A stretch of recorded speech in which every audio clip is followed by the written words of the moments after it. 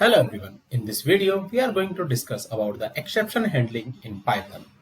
So first, why we need the exceptions handling. The thing is, exception handling is a way to handle errors or exceptional conditions that occur during program execution. So for an example, you are writing some program and at runtime, you find some error. For an example, you are trying to find a file and that file is not exist in that particular location. Then what will happen? That error exception will show to the end user, and end user will not understand that exception. Then as a developer, we have to handle that exception and we have to figure it out. If that particular directory, that file is not exist, then we give a meaningful message to the end user, say like this file is not exist on this directory. So in that kind of the scenario, we use the exception handling, and there are so many use cases which comes under the exception handling, and even it allows for graceful handling of error and prevent the program from crashing. So if we talk about the exception handling, so there are some terms. First is the try, and another is the except. We will see everything one by one, and then is the else, and then finally.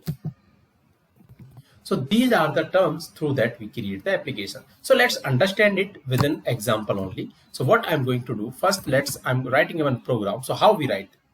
So first we write the try keyword. Inside that, what we do, we write the logic. What logic you want to create. So for an example, I'm taking one number, and here what I'm trying to do, I'm trying to get a particular a number from a user. So enter a number. So this number I'm taking from user and I'm converting into the integer. So we know input is basically give by default string. So that's why we have to convert into the number. So now result is equal to 10 divided by number. So that's what I'm doing. Like whatever the number is coming, I'm just dividing with the number.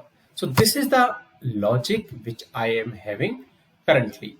Now the next thing what I will do, whatever result will come, I'm just printing it here. Next thing, so this is my logic. So logic, whatever we are writing, we write under the try catch, like whatever the logic. Now from this try, while writing this logic, we can think like in the future at the runtime there can be an exception, means error can come.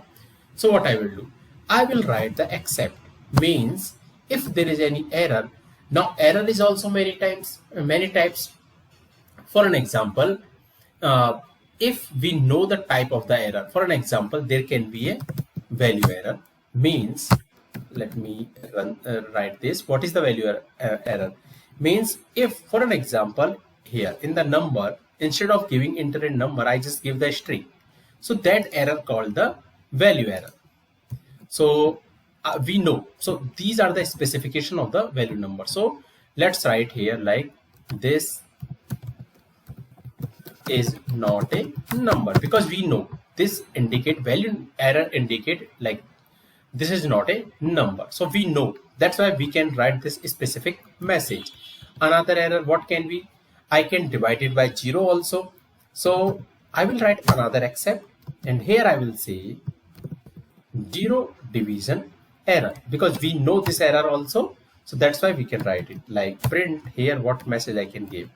So I will say can't divide by 0. So that also I can write. So these are the some error which we know. Another thing is, if we don't know the type of the error, like what can be the error, then in that case what can I do? Except if there is any error which we don't know, apart from this one, if there is any other, we can just write, say like for an example. So here what we can do, we can write error occurred. So any type of the means, if we know the type of error, then we can directly write like value error. So it will directly come to this one.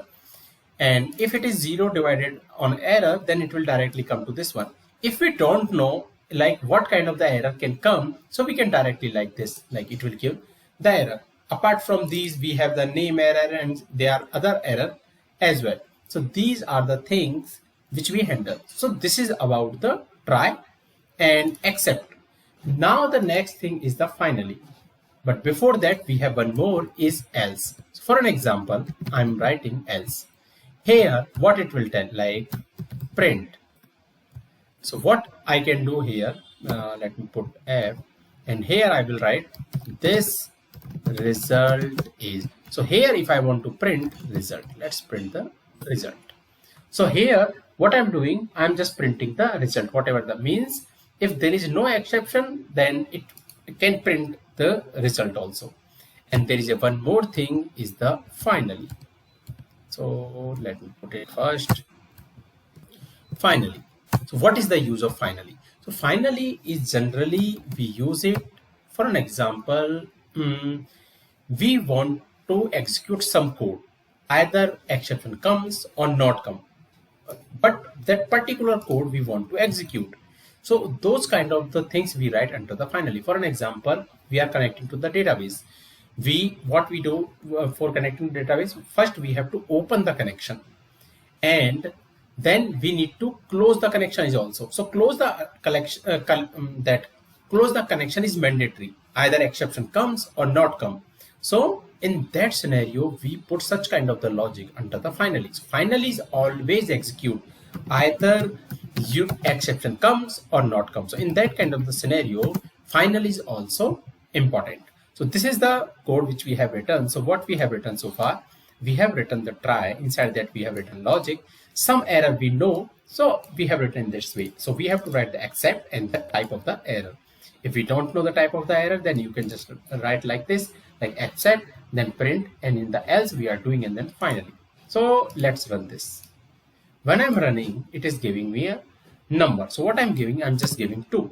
Let's hit enter. What it is saying, 5.0, since I have printing it here as well.